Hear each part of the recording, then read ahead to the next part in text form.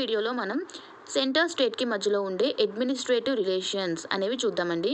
Article 256 and 263 వరకు ఉన్న articles అనేవి అడ్మినిస్ట్రేటివ్ రిలేషన్స్కి రిలేటెడ్ అండి. అవి ఎందులో ఉన్నాయంటే పార్ట్ 11లో 256 to 263 ఆర్టికల్స్ అనేవి ఉన్నాయి. అవి సెంటర్ స్టేట్కి మధ్య అడ్మినిస్ట్రేటివ్ రిలేషన్స్కి సంబంధించి చెప్తున్నాయి అన్నమాట. ఫస్ట్ మనం డిస్ట్రిబ్యూషన్ ఆఫ్ ఎగ్జిక్యూటివ్ పవర్స్ గురించి చూద్దాం. Distribution of executive powers. ఇక్కడ యూనియన్ లిస్ట్లో ఉన్న ఏ థింగ్స్ గురించి అయినా కానీ ఎక్స్క్లూజివ్ పవర్ అనేది సెంటర్కి ఉంటుంది. అంటే full rights, authority, jurisdiction by any treaty, వీటికి సంబంధించిన అన్ని యొక్క పవర్స్ యూనియన్ లిస్ట్లో సెంటర్కి ఉంటాయన్నమాట. అదే స్టేట్ లిస్ట్కి వచ్చేసేటప్పటికి పవర్స్ వచ్చేసి స్టేట్ చేతిలో ఉంటాయి, ఎక్స్క్లూజివ్ పవర్ అనేది. కాంకరెంట్ లిస్ట్కి వచ్చేసి పవర్ అనేది స్టేట్కి ఉంటుంది అండ్ సెంటర్కి ఉంటుంది. కాకపోతే లెజిస్లేషన్ చేసే పవర్ అనేది బోత్కు అంటే సెంటర్కి స్టేట్కి ఇద్దరికి లెజిస్లేషన్ పవర్ అనేది ఉంటుంది. కాకపోతే ఎగ్జిక్యూషన్కి వచ్చేసి పవర్ అనేది స్టేట్స్కి ఉంటుందన్నమాట. ఇక్కడ ఒక ఎక్సెప్షన్ అనేది ఉంది. కాన్స్టిట్యూషనల్ ప్రొవిజన్ కానీ పార్లమెంటరీ లా కానీ సెంటర్కి కనుక ఎగ్జిక్యూటివ్ పవర్ ఇస్తే కనుక అప్పుడు సెంటర్ అనేది చూసుకుంటుంది. లేదంటే రిమైనింగ్ టైమ్స్లో executive power on concurrent list స్టేట్స్కే ఉంటుంది అన్నమాట. Next obligations of the states and the centre అనేది రెస్ట్రిక్షన్స్ పెడుతుందన్నమాట స్టేట్ మీద. ఇవి వచ్చేసి ఒక 2 రెస్ట్రిక్షన్స్ అనేవి ఉన్నాయి.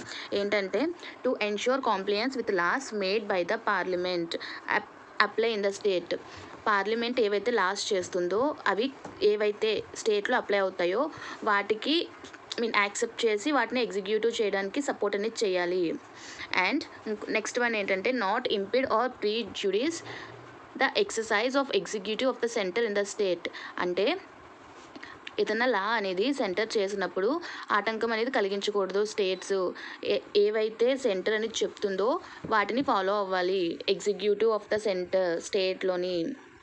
ఒకవేళ if states does not obey executive power of the states then article 365 ప్రకారం ప్రెసిడెంట్ రూల్ అనేది ఇంపోజ్ చేయొచ్చు.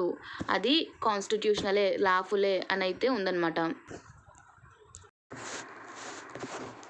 Centres direction to the state. కొన్ని విషయాలలో సెంటర్ అనేది స్టేట్స్కి డైరెక్షన్స్ ఇస్తుంది. ఎందులో అంటే communication, national or military importance. Communications దాంట్లో నేషనల్ ఆర్ మిలిటరీ ఇంపార్టెన్స్ ఉంటే దాని యొక్క కన్స్ట్రక్షన్ అండ్ మెయింటెనెన్స్ విషయంలో. And protection of railways measures in the state. రైల్వేస్ని ప్రొటెక్ట్ చేసే విషయంలో స్టేట్లో ఏం మెజర్స్ తీసుకోవాలి అనే విషయంలో. నెక్స్ట్ ప్రైమరీ స్టేజ్ ఆఫ్ ఎడ్యుకేషన్లో మదర్ టంగ్ అనేది ఉండాలి లింగ్విస్టిక్ మైనారిటీ గ్రూప్స్ని ప్రొటెక్ట్ చేయడానికి. Next executive of the specified schemes. అంటే వెల్ఫేర్ ఆఫ్ ద ఎస్టీస్కి సంబంధించి execution of the specified schemes. Specified స్కీమ్స్ని ఎగ్జిక్యూట్ చేయడానికి సెంటర్ డైరెక్షన్ అనేది స్టేట్స్ ఫాలో అవ్వాలి.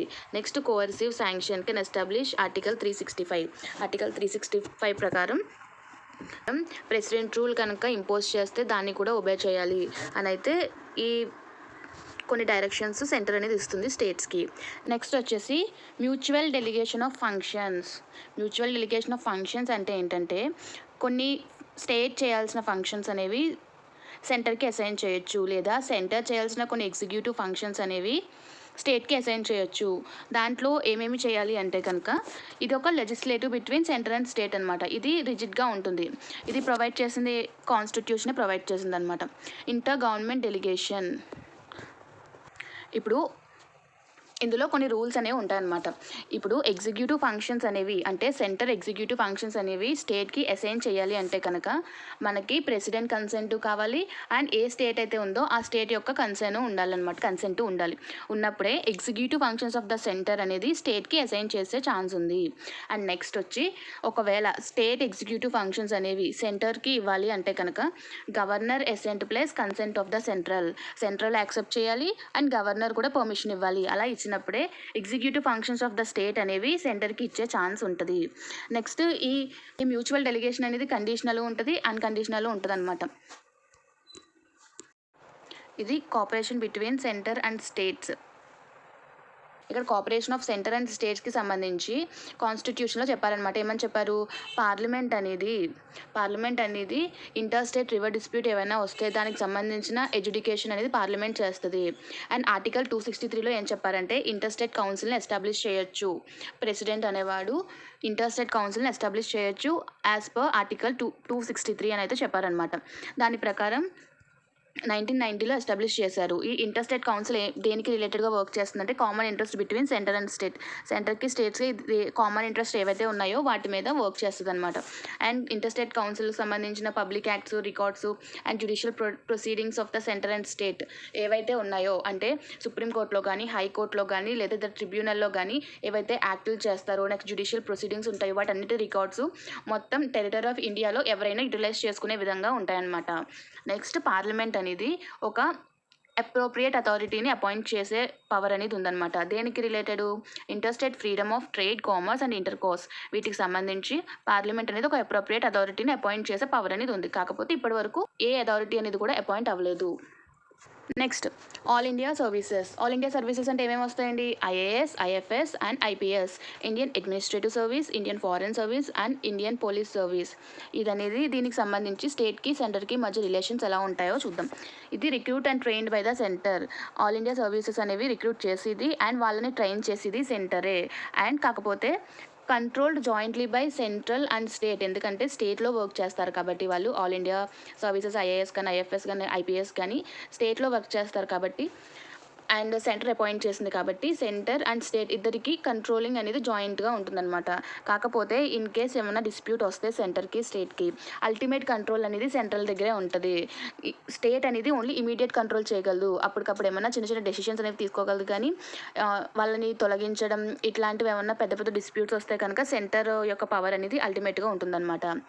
అండ్ 1947 వరకు ఐసిఎస్ అనేది ఉండేదన్నమాట, ఇండియన్ సివిల్ సర్వీస్ అని చెప్పాను, దాన్ని ఐఏఎస్ కింద మార్చారు. అండ్ ఐపీ అని ఉండేది ఐపీఎస్ అని మార్చారనమాట, ఇండియన్ పోలీస్ సర్వీస్.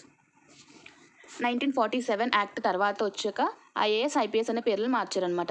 1966లో ఐఎఫ్ఎస్ అనేది యాడ్ చేశారు ఆర్టికల్ 312 ప్రకారం అనమాట. ఆర్టికల్ 312 ఏమని చెప్తుందంటే రాజ్యసభ రిజల్యూషన్ ప్రకారం ఏదైనా న్యూ ఆల్ ఇండియా సర్వీసెస్ని క్రియేట్ చేసే పవర్ అనేది ఉందన్నమాట. ఇక్కడ పవర్ ఎవరికి ఉంది, రాజ్యసభ రిజల్యూషన్ ద్వారా ఒక న్యూ ఆల్ ఇండియా సర్వీసెస్ అనేవి క్రియేట్ చేయొచ్చు. ఏ ఆర్టికల్తో, ఆర్టికల్ 312తో. నెక్స్ట్ ఆ పవర్ యూస్ చేసుకుని ఐఎఫ్ఎస్ని ఇంట్రడ్యూస్ చేశారు. అండ్ ఈ సర్వీసెస్ ఏవైతే ఉన్నాయో అవి ఫెడరలిజంని వైలేట్ చేస్తున్నాయి అని అయితే క్రిటిసిజం ఉంది.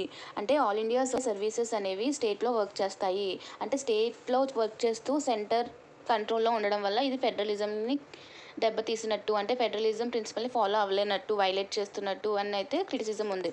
ఈ ఐఏఎస్ ఆఫీసర్స్కి common rights, status, uniform scales అనేవి ఉంటాయన్నమాట. Throughout the country same powers అనేవి ఉంటాయి.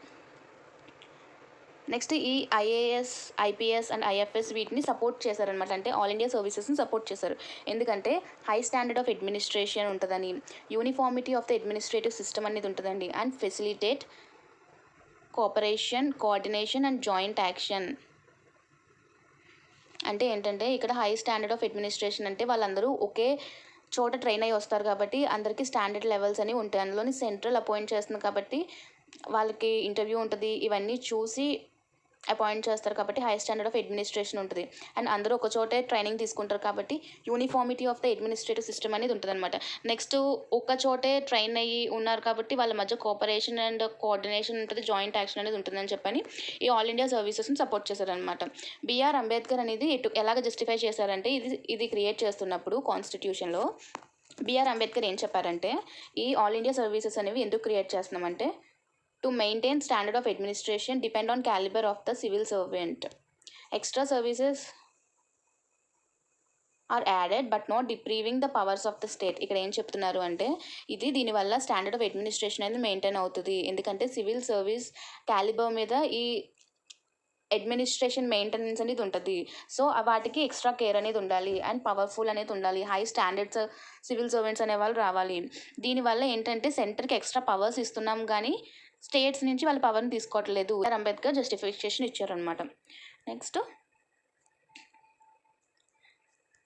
పబ్లిక్ సర్వీస్ కమిషన్స్ కమిషన్లో చైర్మన్ ఉంటారు, మెంబర్స్ ఉంటారనమాట.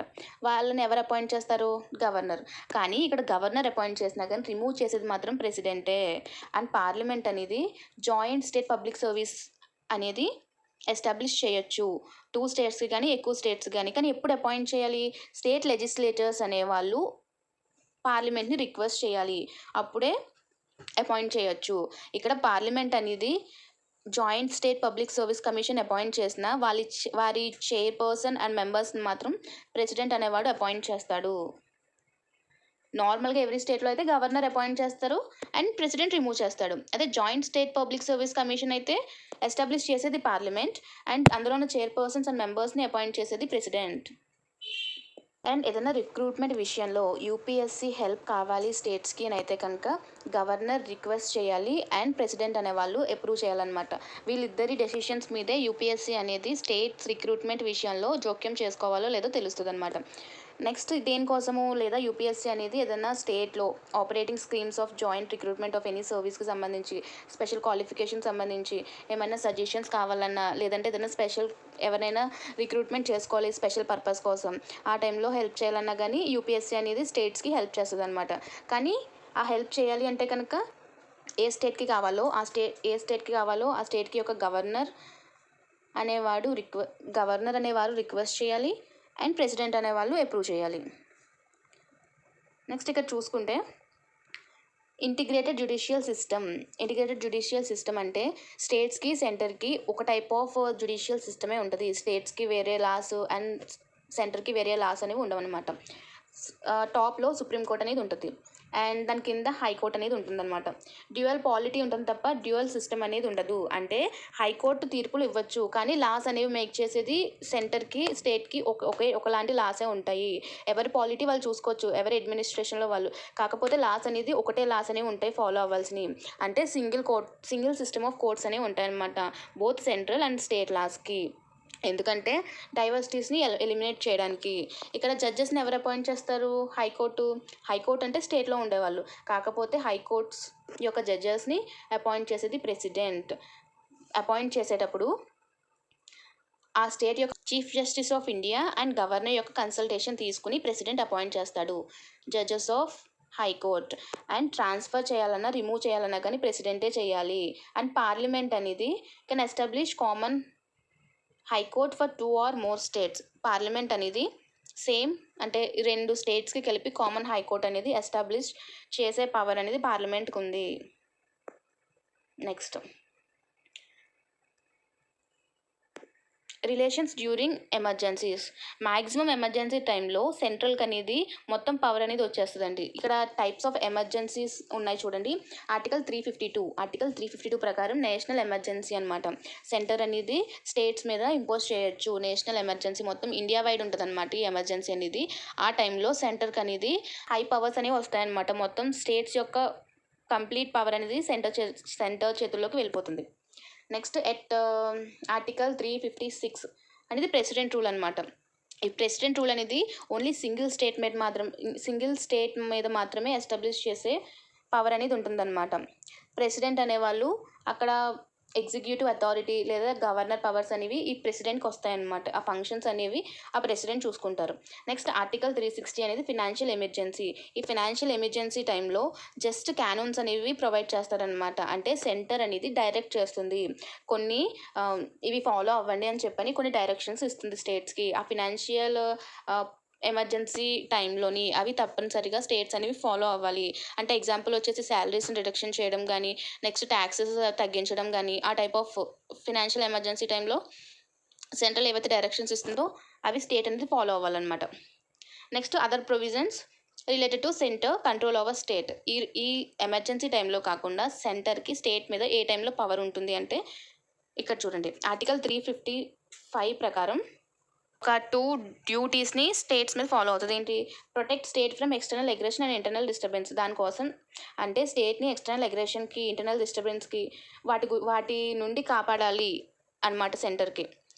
అంటే సెంటర్ యొక్క responsibility is that to protect state from external aggression and internal disturbance. And అలాగే కాన్స్టిట్యూషనల్ ప్రొవిజన్స్ అనేవి స్టేట్ ఫాలో అయ్యేలా సెంటర్ అనేది చూసుకోవాలన్నమాట యాజ్ పర్ ఆర్టికల్ 355.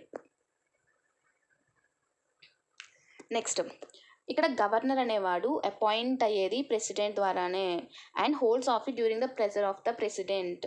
అంటే ఏంటంటే స్టేట్కి రిలేటెడ్ పర్సన్ గవర్నర్ అయినా కానీ he holds during the pleasure of the president. అంటే ప్రెసిడెంట్ ఎంతకాలం అయితే ఉంటాడో అంతకాలం గవర్నర్ కూడా ఉంటాడు అండ్ గవర్నర్ని అపాయింట్ చేసేది ప్రెసిడెంటే. నెక్స్ట్ ఈ గవర్నర్ అనే ఆయన constitutional head of the state అనమాట. ఇండియాకి హోల్ ఇండియాకి ప్రెసిడెంట్ అలాగో ఎవ్రీ స్టేట్కి గవర్నర్ అలాగా అనమాట. ఎలక్షన్ స్టేట్ కమిషనర్, స్టేట్స్లో ఏ ఎలక్షన్ కమిషనర్ అయితే అపాయింట్ అవుతారో వాళ్ళని అపాయింట్ చేసేది గవర్నర్. కాకపోతే రిమూవ్ చేసేది ఎవరు? President only. Appoint governor, removed president అనమాట. నెక్స్ట్ ఎక్స్ట్రా కాన్స్టిట్యూషనల్ డివైజెస్ అని చెప్పని కొన్ని ఉన్నాయన్నమాట. అంటే ఏంటంటే advisory bodies held at central level and కాన్ఫరెన్సెస్కి సంబంధించి. అంటే ఇప్పుడు నాన్ కాన్స్టిట్యూషనల్ అడ్వైజరీ బాడీస్ నీతి ఆయోగ్ ఉంది, ఎన్ఐసి ఉంది, next central council of health ఉంది, ఫ్యామిలీ వెల్ఫేర్ ఉంది, జోనల్ కౌన్సిల్స్, ఇవన్నీ స్టేట్కి అండ్ సెంటర్కి మధ్య ఉంటాయన్నమాట. అంటే ఈ కౌన్సిల్స్ ఇద్దరి యొక్క ఆధ్వర్యంలో వర్క్ అవుతాయి అన్నమాట. నెక్స్ట్ కొన్ని కాన్ఫరెన్సెస్ ఎగ్జాంపుల్ కింద తీసుకుంటే కనుక చూడండి, గవర్నర్స్ కాన్ఫరెన్స్ అనేది జరుగుతుంది అనమాట. అక్కడ ప్రిసైడ్ చేసేది ఎవరు? President. And conference of CMs జరుగుతాయి, అక్కడ ప్రిసైడ్ చేసేది పిఎం అనమాట. And conference of chief secretariats జరుగుతాయి, ఎవరు ప్రిసైడ్ చేస్తారంటే క్యాబినెట్ సెక్రటరీ ప్రిసైడ్ చేస్తాడు. And next conference of inspectors జరుగుద్ది జనరల్ పోలీస్లోని. And next conference of CJIs అంటే conference of chief justice of Indias అనమాట. దాన్ని ప్రిసైడ్ ఎవరు చేస్తారంటే chief justice of India. And vice ఛాన్సలర్స్ది హోమ్ మినిస్టర్స్ అనమాట. అంటే conference of home ministers preside చేసేది central home minister. And conferences of law minister conference preside చేసేది సెంట్రల్ లా మినిస్టర్. ఇలా స్టేట్స్కి సెంటర్స్కి మధ్య ఈ కాన్ఫరెన్సెస్ జరుగుతాయి, అడ్వైజరీ బాడీస్ అనేవి ఉన్నాయి. ఇక్కడతో అడ్మినిస్ట్రేటివ్ రిలేషన్స్ అనేవి కంప్లీట్ అయ్యాయండి సెంటర్కి స్టేట్కి మధ్యలో. ఈ వీడియోని అయితే ఫ్రెండ్స్కి కూడా షేర్ చేయండి, ఎందుకంటే ఇంపార్టెంట్ అండి. పాలిటీలో అండ్ గ్రూప్ 2లో అయితే పక్కా దీని నుంచి బిట్స్ వస్తాయని చెప్పి కన్ఫర్మ్గా చెప్పగలను, ఎందుకంటే సిలబస్లో ఎగ్జాక్ట్ లైన్స్ అనేవి ఉన్నాయి. సో వీడియోని లైక్ చేయండి, ఛానల్ని సబ్స్క్రైబ్ చేసుకోండి. నెక్స్ట్ వీడియోలో మళ్ళీ కలుద్దామండి. బాయ్.